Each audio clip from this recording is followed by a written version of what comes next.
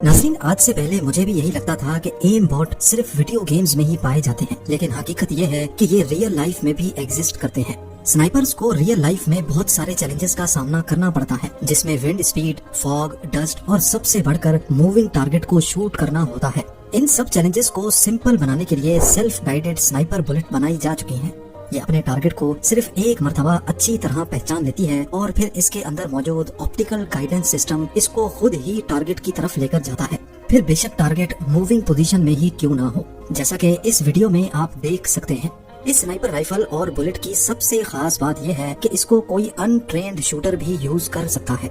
Number 8, military operations के दौरान कभी कभार कीचड़ और पानी की वजह से गाड़ियों और ट्रक्स की मूवमेंट सर का दर्द बन जाती है। इस सिचुएशन से बचने के लिए अब फोल्डिंग रोड्स का इस्तेमाल किया जाने लगा है। एक 8x8 ट्रक जिसमें ये फोल्डिंग रोड रखा होता है, वो 10 मिनट के अंदर अंदर 165 फीट का रोड बिछा सकती है।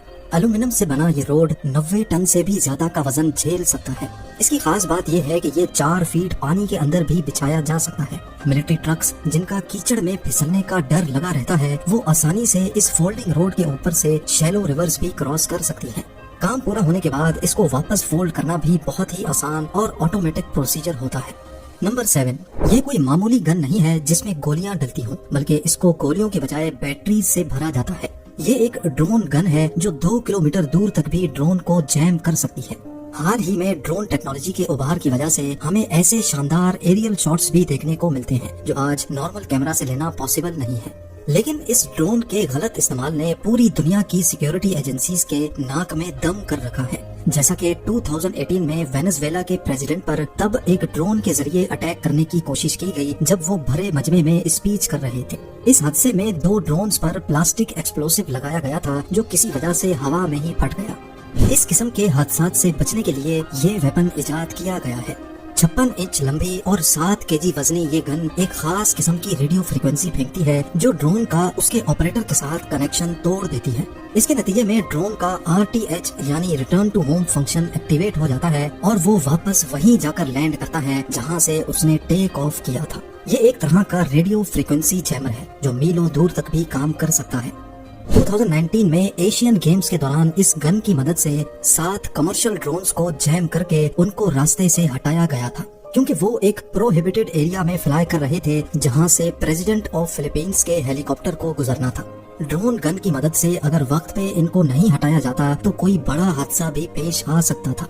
नंबर 6, ड्रोन गन तो ज्यादा से ज्यादा उसका ऑपरेटर के साथ कनेक्शन तोड़ सकती है, लेकिन अगर ड्रोन को कब्जे में लेना हो तो स्काई वॉल 100 बजूका काम आ सकता है।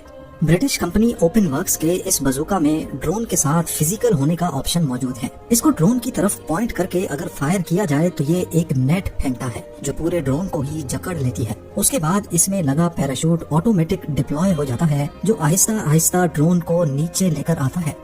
नंबर 5, ये है ultra heavy lift amphibious connector जो किसी भी डिजास्टर के दौरान कभी भी कहीं भी मुश्किल तरीन कंडीशंस में भी ट्रेवल कर सकता है। इसके अंदर इतनी जगह है कि ये 40 फीट कंटेनर या 3 टैंक्स को भी कैरी कर सकता है। एयर फॉर्म से बने इसके ये ट्रैक्स ना इसको पानी में चलने से रोक सकते हैं, ना बीच पे और ना ही कीचड़ में, हत्ता के ये 10 फीट ऊंची रुकावट को भी हलवा समझकर पार कर सकता है।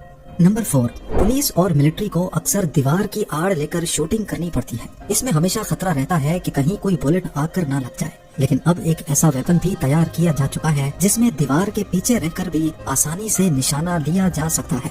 कॉर्नर शूटर एक ऐसा वेपन है जिसके अगले हिस्से में वेपन या ग्रेनेड लॉन्चर लगाया जाता है। ये हिस्सा 60 डिग्री तक टिल्ट किया जा सकता है। एक्यूरेट निशाना लेने के लिए इस पे कैमरा लगा है जिसके जरिए दीवार के पीछे रहकर टारगेट को आसानी से लॉक किया जा सकता है। ये वेपन खुद को खतरे में डाले बगैर लो रेंज कॉम्बैट फाइट के लिए बिल्कुल परफेक्ट है।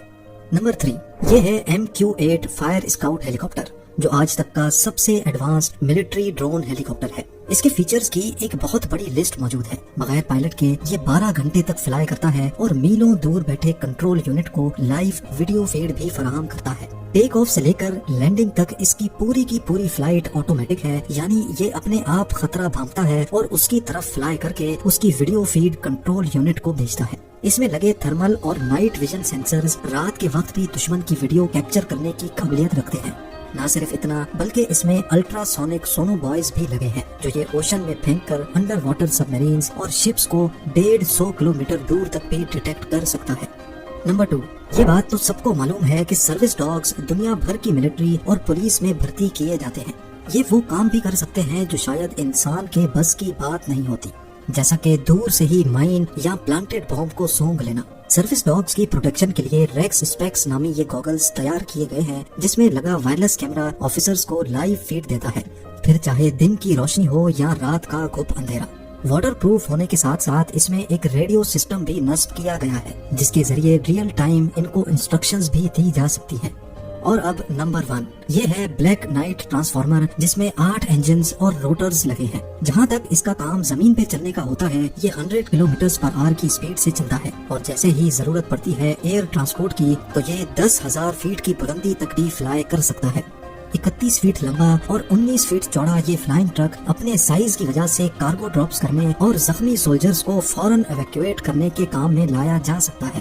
بیٹل فیلڈ سے ٹیک آف کرنے کے بعد یہ سیف اسپاٹ پہ لینڈ کر کے ڈرائیو کرنا شروع ہو جاتا ہے، جس سے زخمی کو ایمبولینس میں ٹرانسفر کرنے کا ٹائم بھی بچ سکتا ہے۔